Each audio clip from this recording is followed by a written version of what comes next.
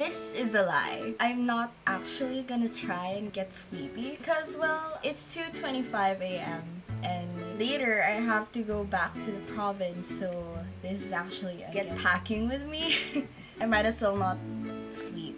Take a bus home at 5 a.m. And I figured I should just do some talking.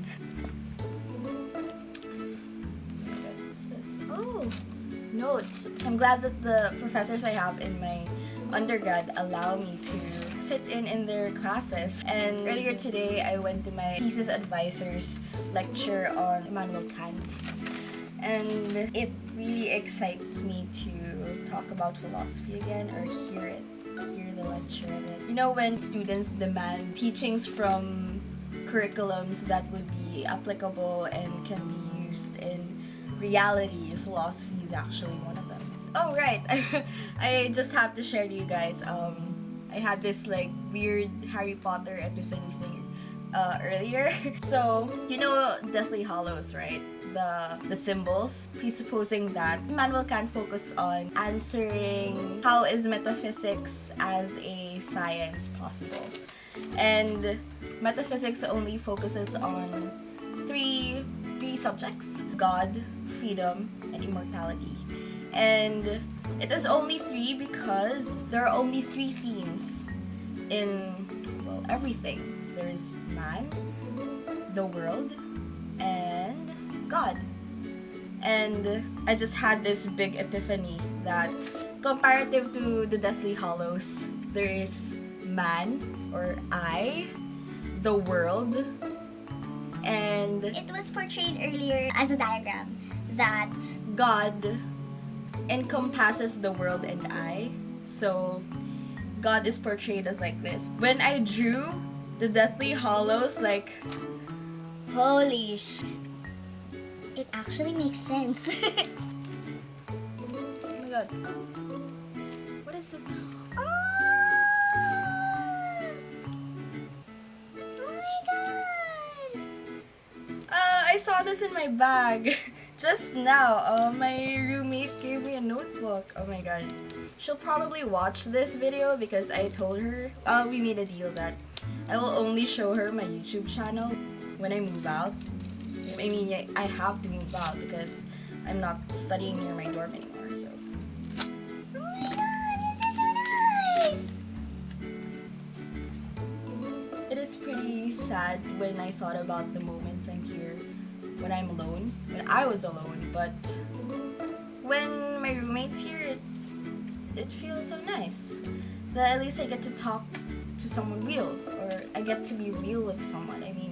I mean, I've always been real, but when my roommate and I talked, when we recently talked, and I admitted to her that I was feeling depressed while they were away, or that all throughout my stay here, I felt depressed. You don't get to say that a lot to people, so. This was behind the divider in my bag. God damn it! Hi, I have to admit that I've been doing well without therapy. I mean, I'm actually annoyed with my with the appointment I settled because I arranged my appointment like when it was September, so roughly 2 months ago. So fast forward to like 3 weeks ago, I contacted her confirming my appointment, and the person I'm contacting is actually her assistant. So when I contacted the assistant, she told me that the date that I was appointed to is when the therapist actually isn't in. When I heard that, I was just crying. I was actually on the bus headed here to arrange my requirements for grad school.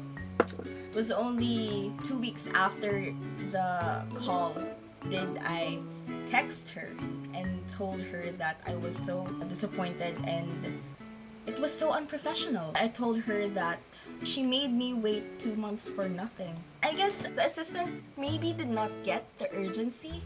When someone asks for an appointment, especially for first-timers, it's a big deal and it shouldn't be taken lightly. And she appointed me to a day where the therapist isn't in. Just imagine when it's your first time admitting that you need help professionally and you were handled that way. I was at the point where I was so desperate for help, and when I heard that, oh my god, it did not help really.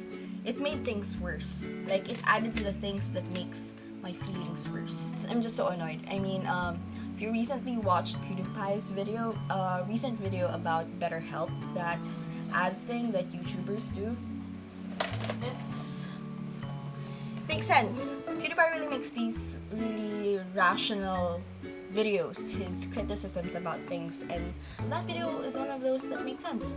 That There's a difference between getting online help and getting help physically, and especially when you talk to a professional. And BetterHelp, well, anyways, it's not my place to talk about BetterHelp. Anyways, just to update you guys, I'm reading The Metamorphosis now.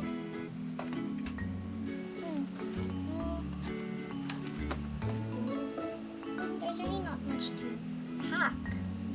I just found myself an excuse to talk. I miss doing ukais. Hi!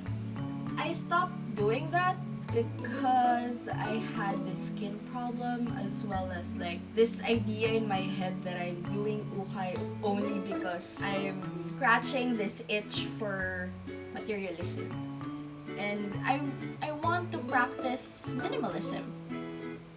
I want that life. But I want a lot of things as well. At least I guess I know I'm aiming for something that's good, that's actually healthy. But I can't stop wanting things. Maybe after I got those things would I realize that it won't satisfy anything. I mean, it won't solve things. Oh shit. I just realized that like this is like my compensation for the therapy that got delayed.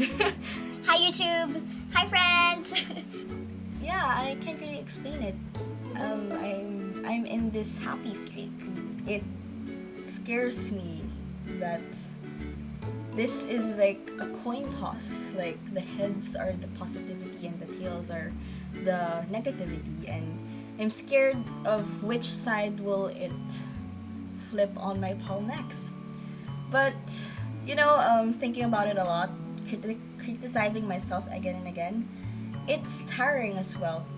There are a lot of influencers on YouTube that talk about this, and I guess that there's not much for me to add up about it. It's just that everyone's sad. Sometimes there are others who feel it more often.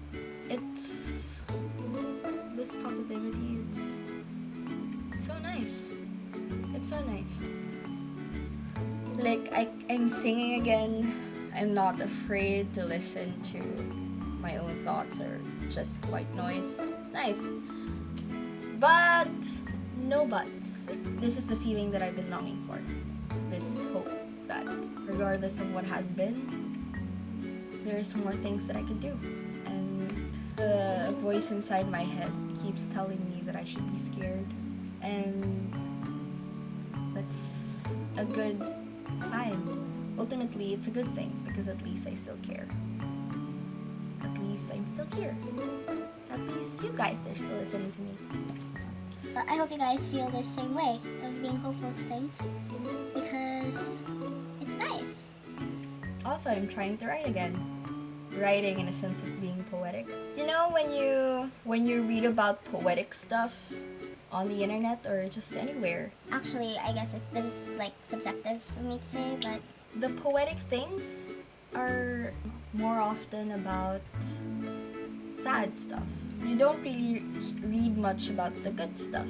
I think it's because it's the emotion that can easily be related to. When you talk about happiness, when you express happiness in a poetic way, it doesn't really touch that much people. It's hard to attain it.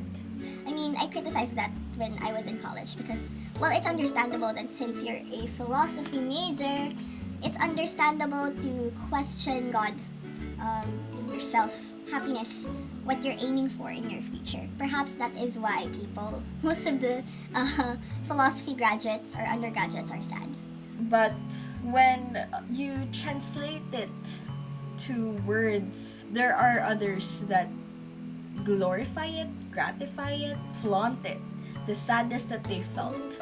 It's as if that this has become a currency to exchange to people, telling them stories of how sad they have become. They flaunt it in a way that it's something to be proud of, as if it is a sign of maturity.